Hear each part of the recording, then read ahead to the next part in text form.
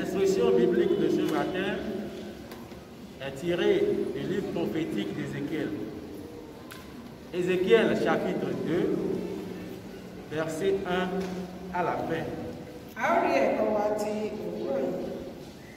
Nínú ìwé wòlíì Èzékíélì orí kejì abẹ́rẹ́ láti ẹsẹ̀ ìkíní dé ìparí.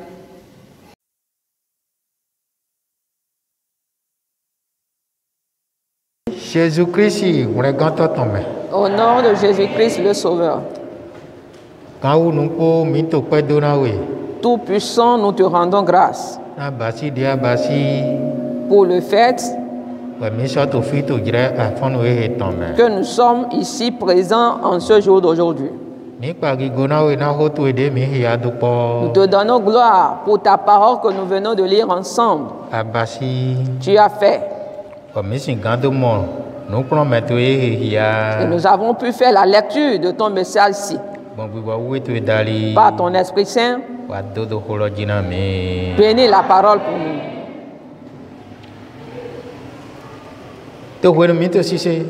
Au moment où nous écoutons, que nos cœurs puissent changer et que nous te connaissions. Recevoir tes exhortations et tes recommandations et les faire pour t'agréer, pour avoir accès à la vie. Au nom de Jésus le Sauveur.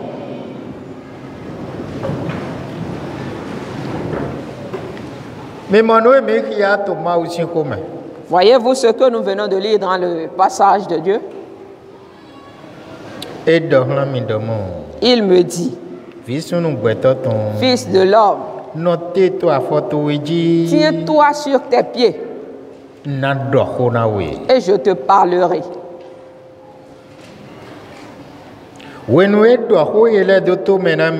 Et dès qu'il m'eut adressé ces mots, l'Esprit entra en moi et me fit tenir sur mes pieds.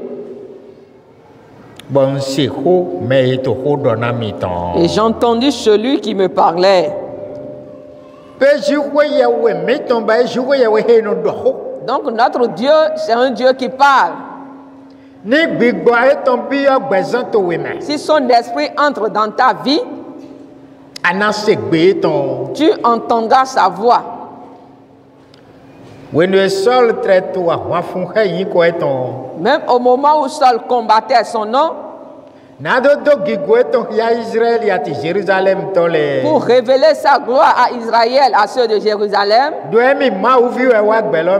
c'est lui le Fils de Dieu qui est venu dans le monde. Mais ils se sont opposés, ils ont rivalisé avec lui. Et l'ont tué. Et il est mort, enterré, mais ressuscité le troisième jour, monté au ciel, d'où il reviendra juger les hommes de la terre pour révéler sa gloire à Saul qui persécutait et qui était contre sa parole. Comme si ce message n'était pas le message du Fils de Dieu. Il se rendit à Damas, son ennemi, pour aller combattre ceux qui ont cru, les arrêter, les emprisonner et tuer quelques-uns parmi eux. Qu'est-ce qu'il a vu? Lorsqu'il est parti, avec sa troupe derrière lui, lui le chef étant devant, tout à coup, il vit un éclair descendu du ciel et qui frappa son visage. Et après cela, il perdit connaissance. Il ne vit plus et est tombé. Et là, au lieu où il était tombé, Il a entendu la voix du Fils de Dieu. Il l'a appelé et a dit Saul, Saul. Mais pourquoi me persécutes-tu? Pourquoi me persécutes-tu si tant? Il dit, mais qui est-ce? Il répondit, moi Jésus que tu persécutes. Gloire soit rendue à Jésus pour toujours. On combat ses enfants. Et lui-même il dit, moi Jésus que tu persécutes. Donc si vous croyez ou que vous êtes à l'œuvre du Seigneur, ou quelqu'un se lève et commence par rivaliser avec vous, commence par vous combattre, commence par discuter avec vous, ne pensez même pas que c'est avec vous qu'il est en train de faire ces choses. Parce que si en vous, vous avez cette intention, vous allez prendre cela par la chair. Et vous allez vous venger par la bouche. Avec les injures, vous défendre. Avec des coups, vous allez vous défendre. Et avec des querelles aussi. Et vos enfants, vos amis seront là pour vous soutenir. Et Jésus ne va plus se mêler dans cette danse-là, dans la lutte pour vous. Parce que vous tous, vous êtes animés de la chair. Et parmi vous, aucun d'entre vous n'est son enfant. Aucun de vous n'est son fils. Et ton ennemi et toi-même, si vous vous mettez dans le même pied d'égalité, alors aucun d'entre vous n'est pour Jésus. Il combattait les apôtres. Mais les apôtres n'ont pas pris cela par la chair. Il y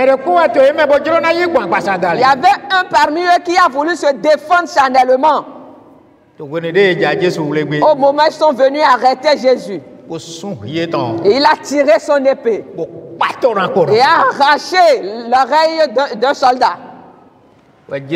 Et Jésus,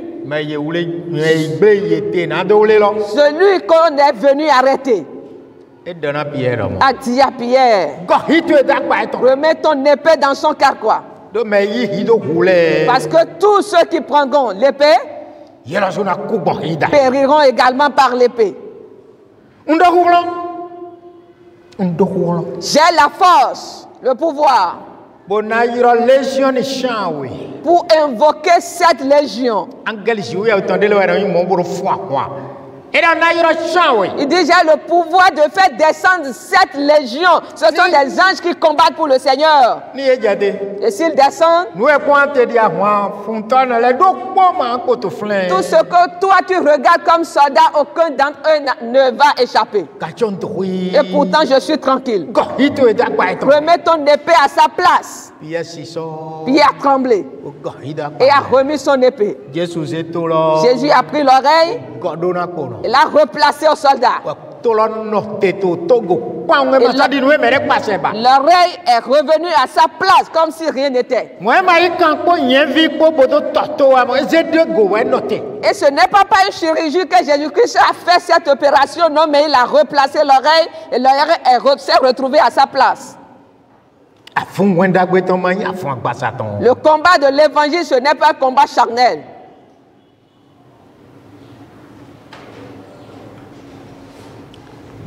Au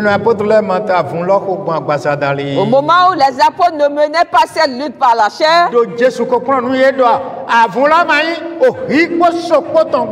que Jésus-Christ les a déjà instruits et leur a dit que ce combat n'est pas un combat de la chair ni d'épée.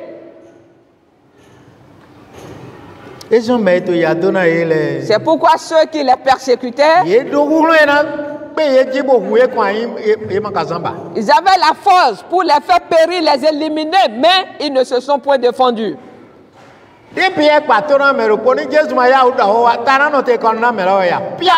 quand Pierre a pris son épée et a retranché l'oreille du soldat, si Christ n'avait pas intervenu, est-ce qu'il n'allait pas évoluer en lui arrachant la tête?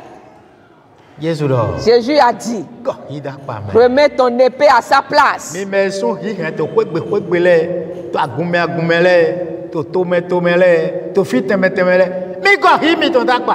Et vous tous, s'il avait tiré vos épées dans vos maisons, sur vos lieux de travail, dans la nation, dans vos familles, remettez vos épées.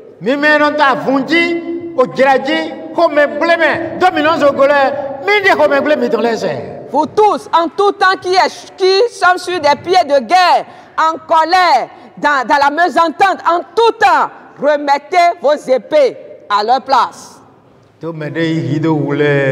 Car quiconque tue par l'épée, périra aussi par l'épée. Ceux qui sont les hommes colérés, ceux qui s'énervent, notre Dieu a dit que ceux-là n'accomplissent en aucun cas la volonté de Dieu. Au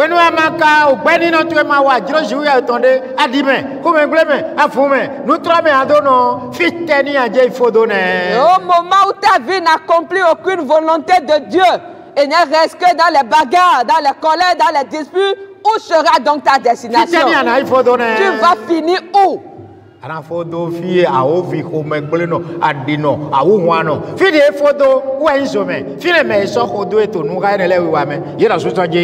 vas finir dans la chute du diable, c'est dans le feu de la Gérène. C'est là où finira également tous ceux-là qui se mettent en colère, qui se déchaînent. C'est également leur finition, ça.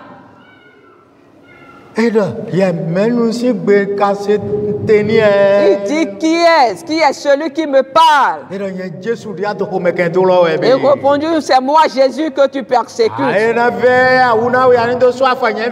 te sera difficile de regimber aux aiguillons. Il te sera difficile de regimber aux aiguilles.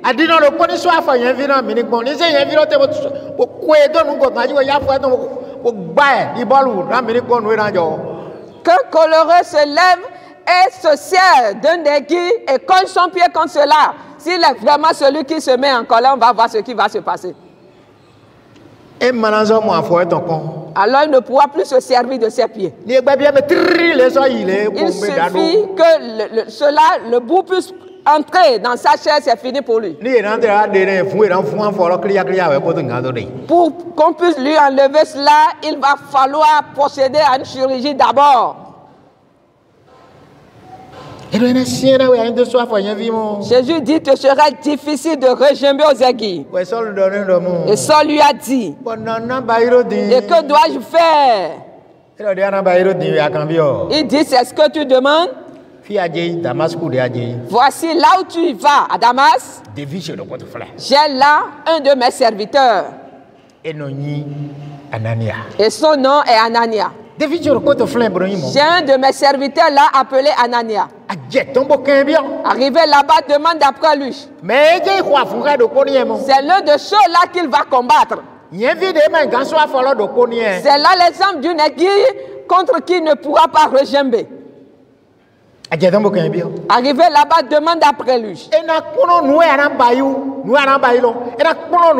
Il t'enseignera tout ce que tu vas faire. Et te dira toute ma volonté. Saul s'est levé. Le puissant, le tout-puissant s'est levé. Le grand combattant s'est levé. Le meurtrier s'est levé. Avec tristesse et angoisse. Parce qu'il n'avait plus ses yeux. Les yeux par lesquels il voyait les gens pour aller les combattre, Dieu lui a arraché cela, sa vision. Il est parti. Et avant qu'il ne se rende à Damas, le serviteur de Dieu était en train de prier. Et l'Esprit Saint lui a annoncé le message. Que mon serviteur vient vers toi. Ne te prive pas d'aller avec lui. Il s'appelle Saul. Il dit, oh, Saul, c'est un meurtrier, il nous combat. Il dit, ne répète plus ces mots. Il est désormais mon serviteur. Il viendra vers toi. Ma main l'a déjà atteint. Je l'ai déjà vaincu. Il viendra vers toi sans ses yeux. Il est dans l'aveuglement. Il va venir vers toi avec la cécité. Et il te revient maintenant de prier pour lui avant qu'il ne soit sauvé.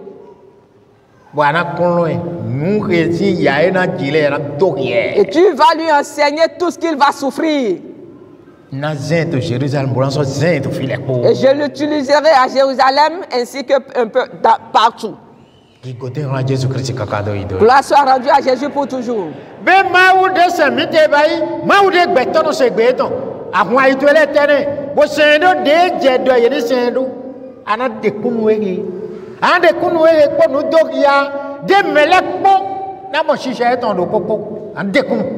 Donc le Dieu que nous adorons, c'est un Dieu qui parle et qu'on entend sa voix. Si tu lui ouvres tout ton cœur, alors tu vas rendre ce témoignage. Le témoignage que rendent ceux qui l'adorent et qui ont entendu sa voix.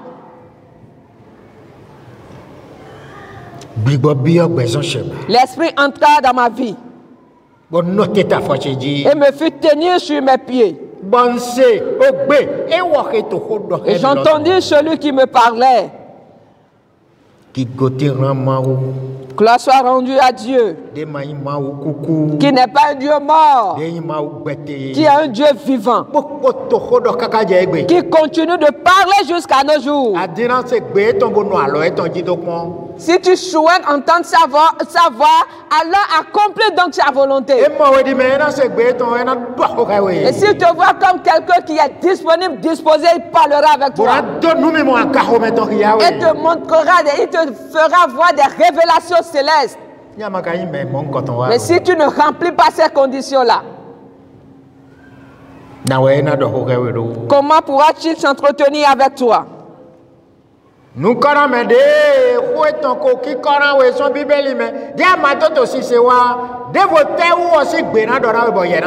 ces exhortations, ces recommandations qui nous enseignent par la Bible. Si toi tu ne veux pas écouter ça, tu n'aimes pas écouter ça, quelle est donc sa voix qui te parlera de nouveau? Tu vas écouter ça.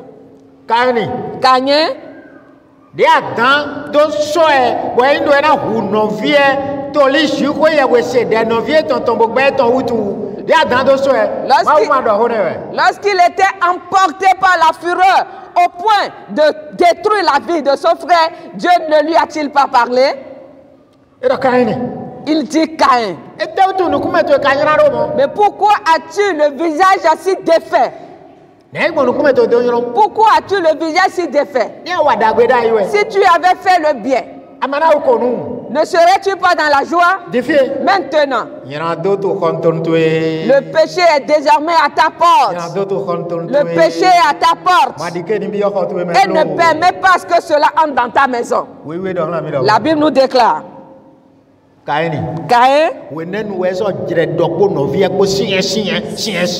c'est en ce moment qu'il s'est déchaîné, a commencé par discuter sérieusement avec son frère. Cette voix de l'Éternel n'a pas pénétré ses oreilles. En aucun cas. Pourquoi? Sa colère était si grande.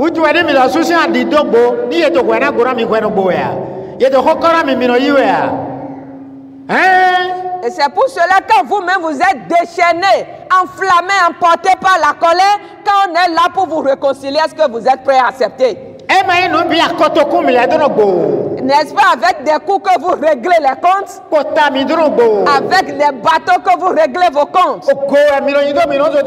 Avec des bouteilles que vous cassez pour régler les comptes? Et là, on casse des bouteilles, on se donne des coups là dans cette maison. Est-ce qu'on ne va pas s'entretuer un jour? Et ces familles qui sont dans de tels cas, n'est-ce pas des familles qui sont semblables à Caïn?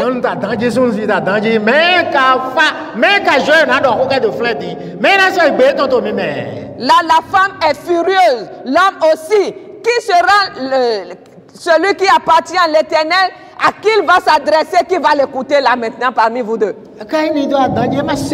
Au moment où Caïn était furieux, il n'avait plus des oreilles pour entendre. Il a entendu mais n'avait pas considéré cette voix. Et l'a fait. L'Éternel a dit, c'est bien, tu l'as déjà fait.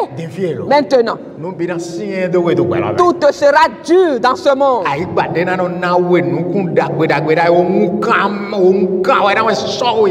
La terre qui allait te produire, te donner des bons chemins, désormais sera remplie de ronces et d'épines. Et tu seras errant, vagabond sur la terre. Et quand il a entendu tu seras errant et vagabond sur la terre, ces mots ont pénétré ses oreilles. Et il a dit devant le Seigneur, oh, le fardeau de mon péché est si grand. Oh, ce fardeau de mon péché pèse si lourd. Quiconque me rencontrera me tuera. Et le Seigneur l'a marqué d'un sceau. Et a dit, personne ne te tuera. Tu vas supporter cela. Tu ne fais pas du bien et tu n'es pas prompt aux réprimandes, alors tu vas subir.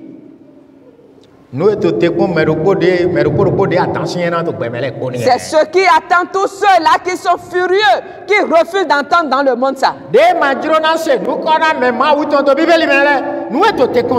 ne veulent pas écouter les réprimandes, les recommandations de l'Éternel qui se trouvent dans la Bible. C'est leur sort, ça, c'est ce qui les attend. C'est ce qui les attend. Ils vont subir. Il n'y a rien qui pourra empêcher cela.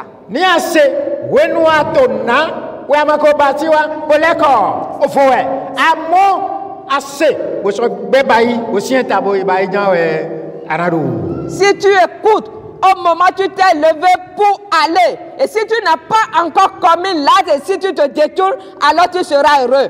Mais malgré cela, si tu vas commettre l'acte, alors tu vas subir. Il n'y a pas ce moyen par lequel tu pourras échapper. Notre Dieu, c'est un Dieu qui parle. Il parle avec ses enfants. Le Père s'entretient avec ses enfants. Et puisqu'il est notre Père, il s'entretient avec nous. Si tu lui ouvres ton cœur, alors tu vas rendre ce témoignage un jour. Son esprit entra en moi et me fit tenir sur mes pieds. Et j'ai entendu la voix de celui qui me parlait. Si toi-même tu l'écoutes et si tu agis selon sa volonté,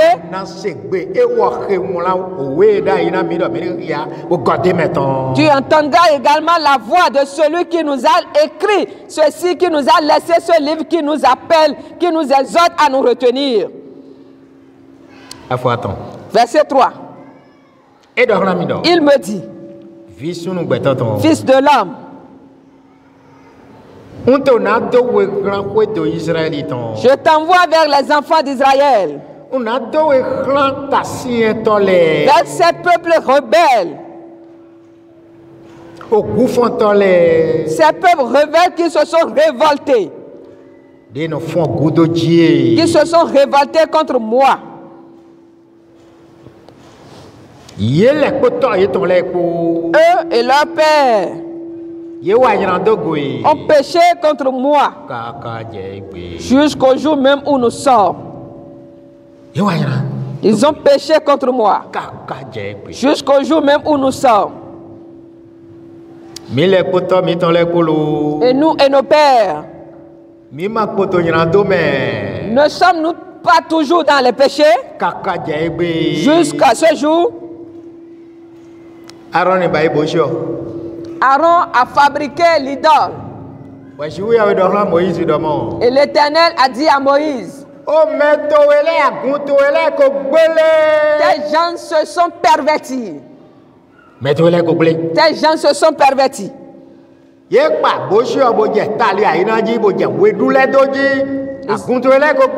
Ils ont déjà fabriqué l'idole autour duquel ils sont en train de danser. En cela, ils se sont pervertis.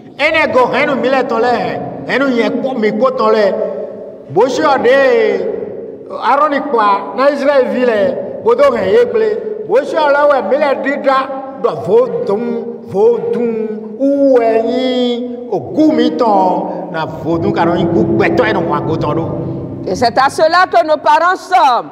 L'idole qu'a fabriqué Aaron, quand l'Éternel n'était pas du tout d'accord, c'est ce que nous avons pris, nos pères, en disant que c'est la culture, c'est ce qui nous est laissé comme héritage. Nous disons vaudou, vaudou, vaudou.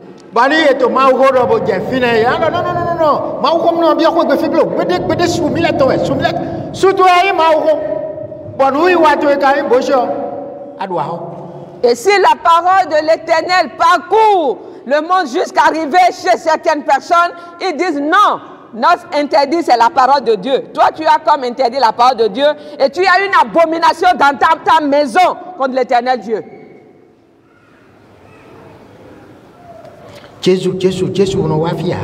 Jésus, on ne dit pas ça ici chez nous. Hein. Et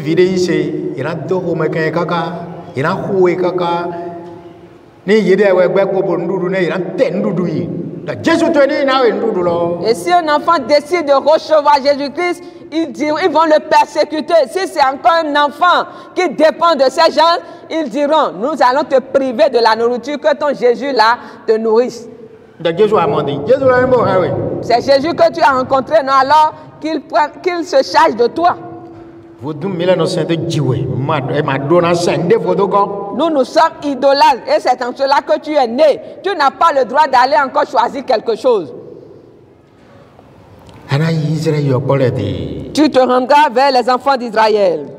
Eux et leur père ont péché contre moi jusqu'au jour même où nous sommes. Nous et nos pères. Rien que des images, des idoles. Nous sommes idolâtres à ce point nous nous servons des crânes humains pour le faire. Et avec des serpents, nous adorons les idoles. Plusieurs sortes de représentants d'images taillées. Ainsi que les blancs aussi sont à l'œuvre. Ils font également de leur côté. Ne voyez-vous pas que la magie des blancs est exportée jusque chez nous qui est vendue? L'idole des blancs. Qui est...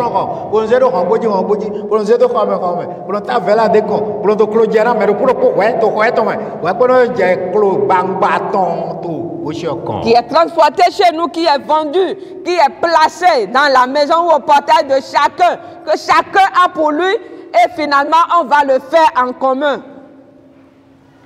Eux et leur père ont péché contre moi jusqu'au jour même où nous sommes. Verset 4. Ce sont des enfants à la face impudente et au cœur endurci comme le roc. Je t'envoie vers eux. Et tu leur diras, ainsi parle le Seigneur l'Éternel. Ainsi parle le Seigneur l'Éternel. Qu'ils écoutent. Qu'ils écoutent. Car c'est une famille de rebelles. Mais ils sauront qu'un prophète est au milieu d'eux. Ils sauront qu'un prophète est au milieu d'eux. Qu'ils écoutent. Alors qu'ils écoutent. Car c'est une famille de rebelles. Mais ils sauront qu'un prophète est venu et qui leur ont transmis le message de Dieu. Le 6e verset. Toi, fils de l'homme, ne les crains pas.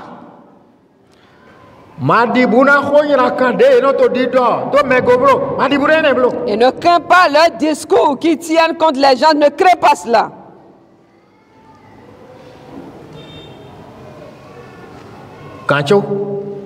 Quoique,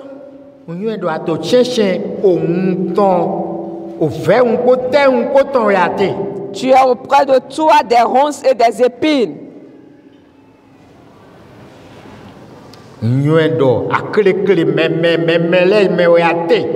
Et que tu habites avec des scorpions. Ne crains pas leur discours. Ne t'effraie pas de leur visage. Donc Dieu nous voit. Quand on s'adresse à quelqu'un, quand il renvoie la mine. Et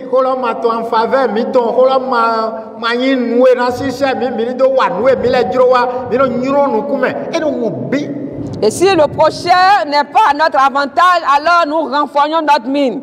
Dieu voit tout. Et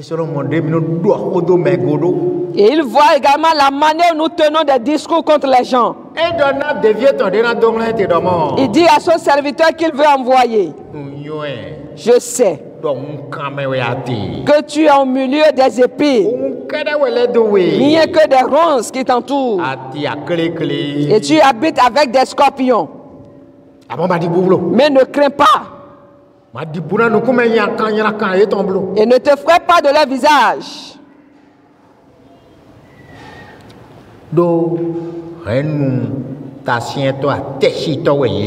Quoi qu'il soit une famille de rebelles. Si nos gens peuvent entendre ceci et se retourner, ne serait-ce pas bien? Ils ne vont pas entendre. Et ils ne seront pas du tout d'accord.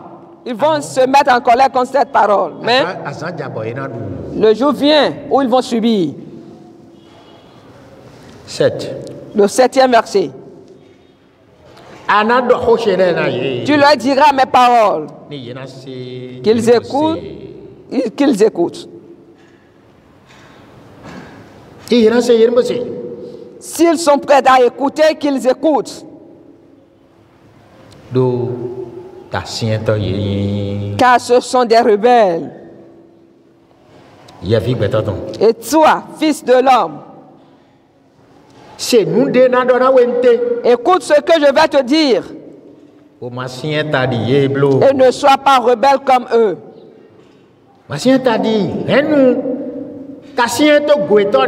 Ne sois pas rebelle comme cette famille de rebelles. Ouvre ta bouche.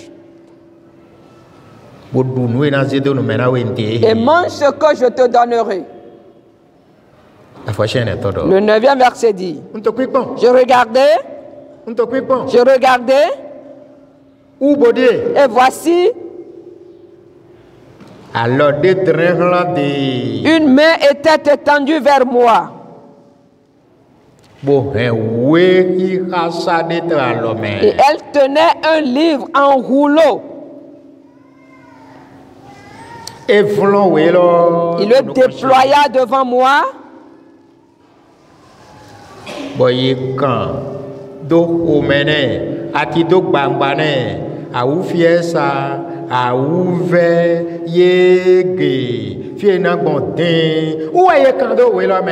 le déploya devant moi. Il était écrit en dedans et en dehors. Des lamentations, des plaintes et des gémissements y étaient écrits.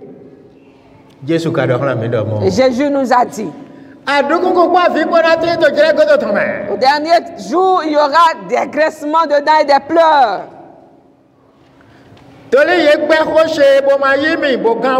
Parce qu'ils ont rejeté ma parole, refusé de m'accepter pour être sauvés. Ils se sont accrochés au péché de leur père. Ils ont persécuté mes serviteurs. Ils n'ont pas reçu ma parole. Alors il y aura des pleurs, des graissements dedans. Mais le livre fut déployé devant moi. Et il était écrit en dedans et en dehors. Des lamentations, des plaintes, des gémissements. Oh, la détresse, la désolation. Est-ce que vous vous souvenez? Le riche et Lazare.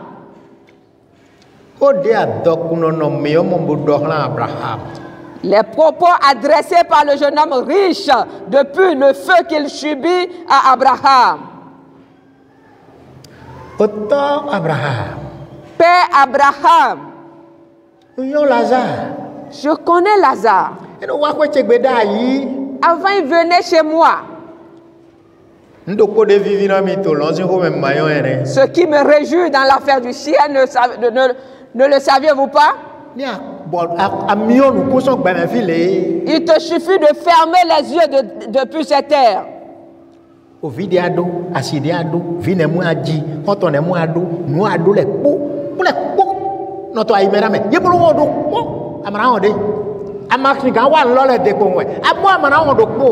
Et tes enfants, tes biens, ton mari, que ce soit tout ce que tu possèdes, on se souvient de tout, mais tu ne pourras plus te rapprocher de ces choses.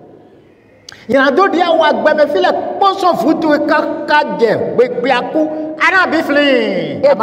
te souviendras de tous tes péchés à partir de ton premier jour jusqu'à ta fin, ton dernier jour. Tu n'oublieras aucun dans ces péchés.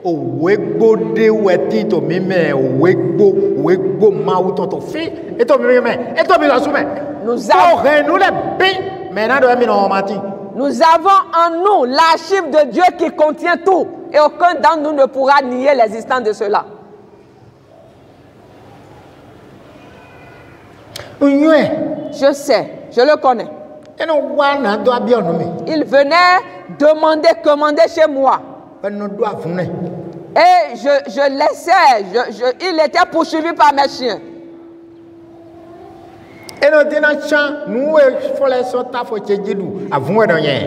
Il désirait même se servir des miettes de ma table, mais qui étaient pourchassées par mon chien.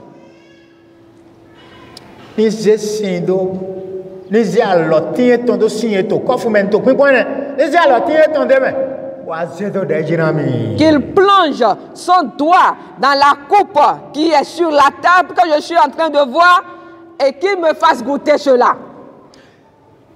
Aussi, il me suffit d'avoir donc cette goutte d'eau et j'aurai la satisfaction. Si tu souhaites aller demander une goutte d'eau dans le ciel, fais donc preuve d'avarisme contre l'œuvre de Dieu durant ton existence.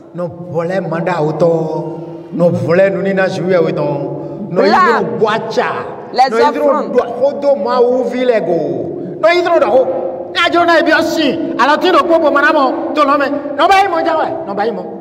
Blâme les offrandes. Moque-toi des dîmes. Fais tout ce que tu veux. Moque-toi des enfants de Dieu. Commets tout cela. Et au jour du jugement ou au dernier jour, tu vas demander une goutte d'eau que tu auras tout à l'heure. Moque-toi bien des serviteurs de Dieu, de ses prédicateurs. Tu iras demander une goutte d'eau chez Lazare que tu ne pourras jamais obtenir.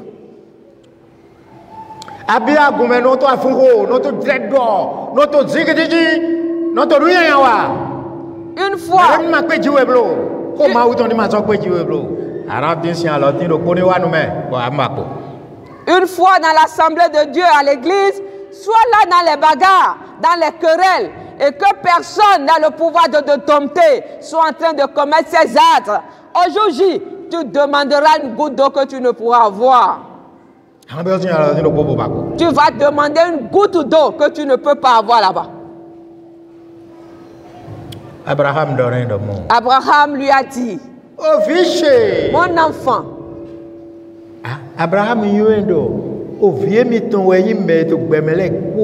Abraham reconnaît que tous les habitants de la terre sont sa race. Il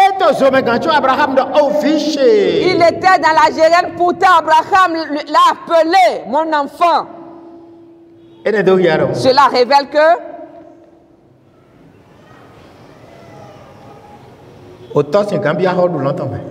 le père pourra avoir accès à la vie éternelle. Et l'enfant non. L'enfant peut également avoir accès et le père non. Vous allez vous connaître, vous reconnaître. C'est mon père qui est là-bas dans la GN. C'est ma mère qui est de l'autre côté. Mais c'est mon enfant là-bas. Ou dans le sein d'Abraham, le père peut reconnaître le fils, la mère également peut reconnaître le fils, mais vous ne pouvez pas vous rapprocher les uns des autres. Abraham a dit mon enfant. Personne ne peut quitter ici pour aller de l'autre côté. Ni de l'autre côté pour ici. Ne vois-tu pas la grande séparation qu'il y a entre nous? Il dit, oh, Abraham, dis donc à Lazare, ordonne à Lazare. Il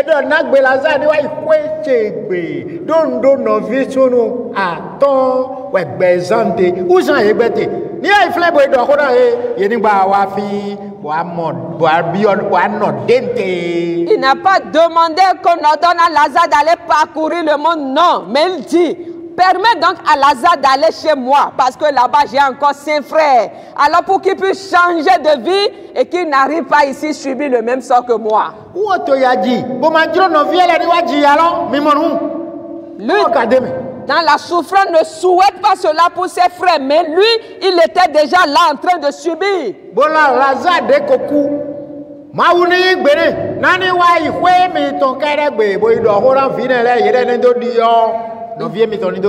Il dit donc à Dieu et à Abraham de permettre donc à Lazare d'aller chez lui et de parler à ses frères pour qu'il puisse changer de vie. Et Abraham lui a répondu. Moïse est là-bas. Les prophètes également sont là-bas. Ceux qui annoncent la bonne nouvelle sont également là-bas. S'ils les écoutent, ils ne viendront pas ici en ce lieu. Mais s'ils ne l'écoutent pas, ils viendront là. Tu n'écoutes pas, Moïse, tu iras dans la GN.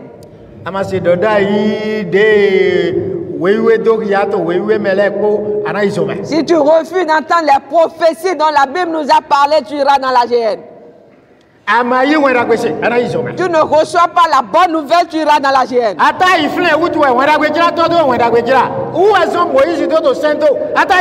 De peur que tu ne te retrouves dans la GN, c'est pour cela que la bonne nouvelle est annoncée. En tout temps, Moïse est en train de relater sa loi.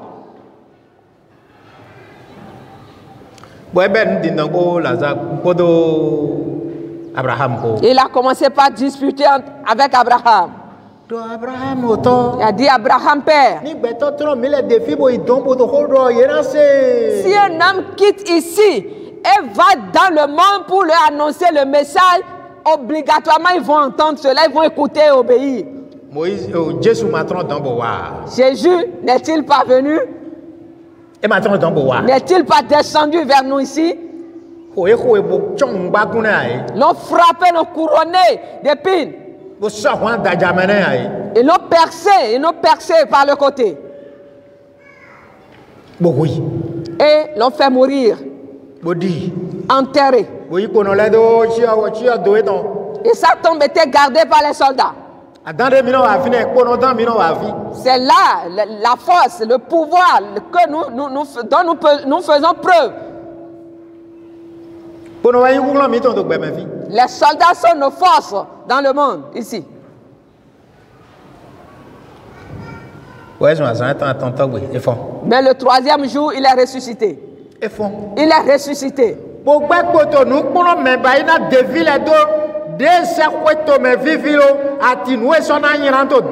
Et il continuait de s'entretenir avec ses disciples concernant le royaume des cieux. La manière dont cela est agréable continuait de s'entretenir toujours avec les disciples. Il leur relatait, leur montrait les choses qui seront difficiles de l'autre côté.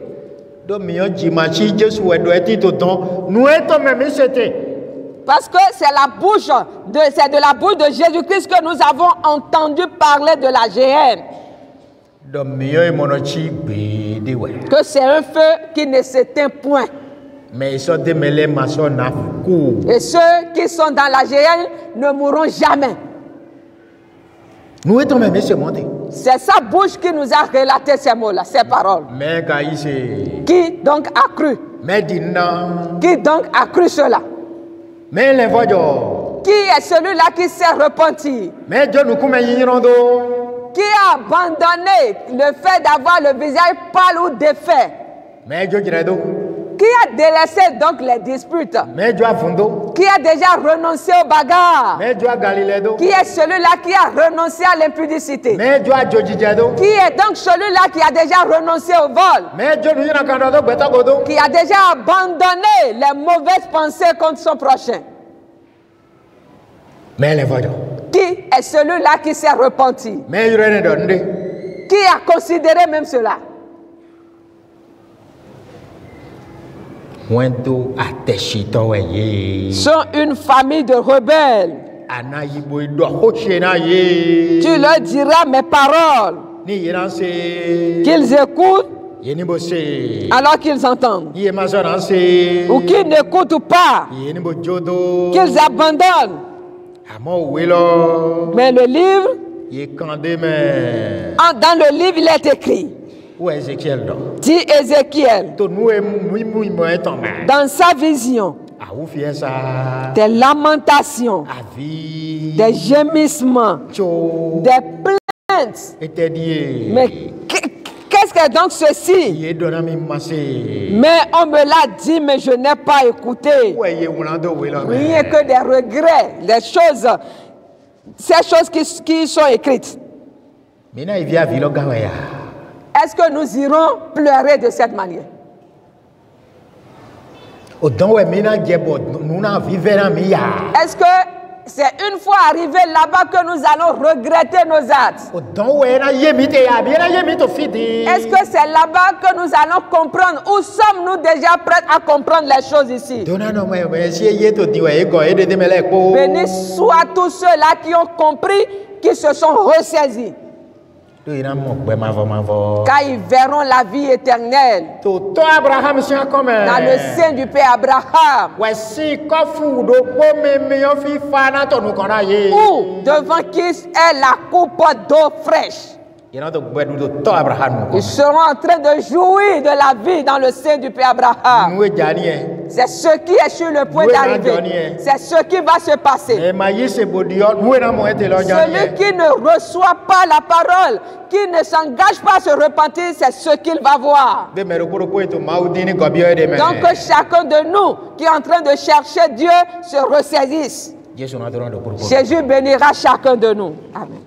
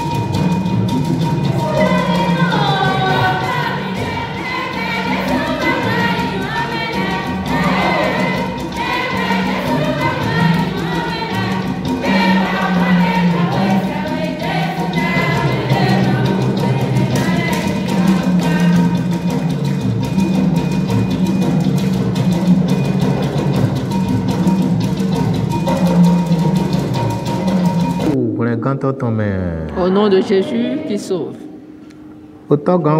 Père Tout-Puissant. Au nom de Jésus-Christ.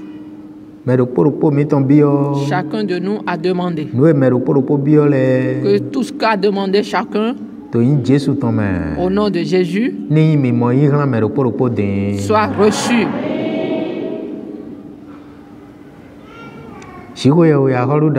Éternel grand roi, connais les besoins et les demandes de chaque personne. Accomplis pour eux, Seigneur, ce qu'ils veulent. Et qu'ils viennent rendre gloire devant toi. Afin que nous sachions que tu as agi. Tel que tu as l'habitude de le faire jusqu'à maintenant. Agis pour nous ici, Seigneur.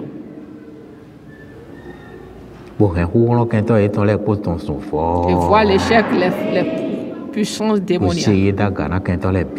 Place-les au-dessus de leurs ennemis. Dresse une table d'honneur devant eux, devant leurs adversaires.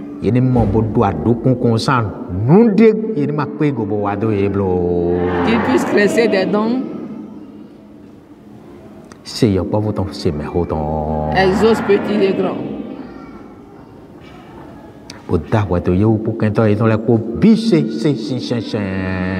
fasse justice entre eux et leurs ennemis. Selon ta coutume, Seigneur. Qu'aucun d'eux ne soit privé des bienfaits. Il ne soit pas privé de la repentance. Ni de l'exaucement de leur prière. Nous a amenés en paix. Que chacun puisse repartir en paix. Revenir de nouveau dans la paix. Au nom de Jésus, notre Sauveur. Amen. Alléluia. Alléluia. Alléluia. Alléluia. Jésus-Christ.